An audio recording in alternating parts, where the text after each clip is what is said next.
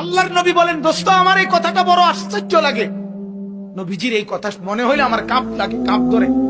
আল্লাহর নবী বলেন, উম্মত এত ভাবে যে মাওলা মাফ করে দিতে রাজি, যে মাওলা 90 বছরের গুনাহ মাফ করতে রাজি, যে মাওলা আসমান ছোঁয়া গুনাহ মাফ করতে রাজি, এর পরেও গুনাহ মাফ না করাইয়া তওবা না করে যেই নাফরমান হাসরের ময়দানে জাহান্নামী হলো, আযাবের উপযুক্ত হলো, নবীজি বলেন এর কারণ আর কিছু না, কারণ এটাই যে সে নিজের ব্যাপারে সিদ্ধান্তই নিছে যে যাই বলেন আমি আগুনে জ্বলমুই।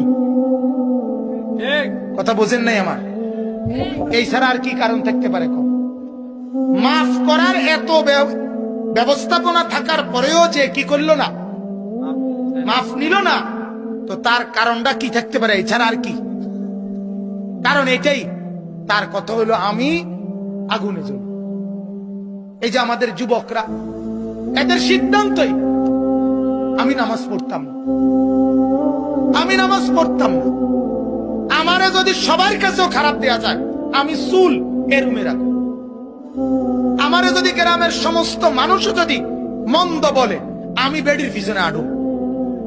এটা আমার কথা, হেতের কথা হলো এটা।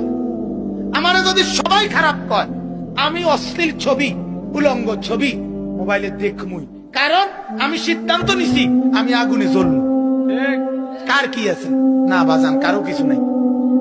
তুমি আগুনে জ্বলবা, কার কি করার আছে? কথা বলেন না কেন? তুমি জাহান্নামে জ্বলবা দোস্ত, কার কি করার আছে? কার কি করার আছে? অতএব আমার বাপ, আমরা এটা ভাবা দরকার। আপনারা ছেলে পেলেদের দিকে তাকাইলে দেখবেন চেহারাটা কালো হয়ে গেছে, মানুষের সুরত নাই চেহারা, মানুষের সুরত নেই। অশ্লীল আর গুনাহ করতে করতে জন্তু জানোয়ারের সুরত হয়ে গেছে চেহারা, জন্তু জানোয়ার। তারপরেও পরিবর্তনের কোন লক্ষণ নাই, সিদ্ধান্ত নিয়ে নিছে আগুনে জ্বলবে।